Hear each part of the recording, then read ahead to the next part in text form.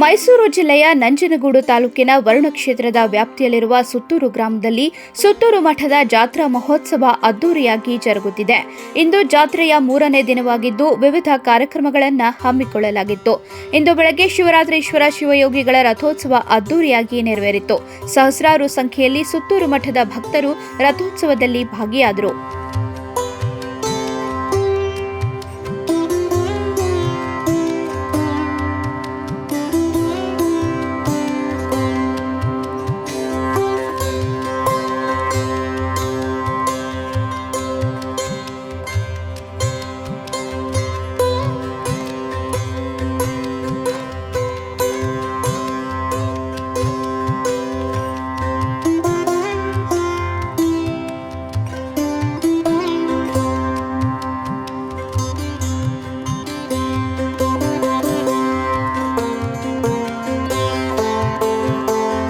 ಮಠದಲ್ಲಿ ಬೆಳಗ್ಗೆಯಿಂದಲೇ ಪೂಜಾ ಕೈಂಕರ್ಯಗಳನ್ನು ಕೈಗೊಳ್ಳಲಾಗಿತ್ತು.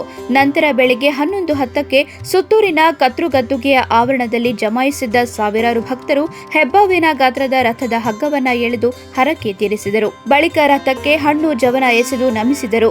ತಮಟೆ ನಗಾರಿ ವಾದ್ಯಗಳ ನಾದ ಮುಗಿಲು ಮುಟ್ಟಿತ್ತು. ಸುತ್ತೂರು ಮೂಲ ಮಠದವರೆಗೂ ಭಕ್ತರು ರಥದೊಂದಿಗೆ ಹೆಜ್ಜೆ ಹಾಕಿದರು.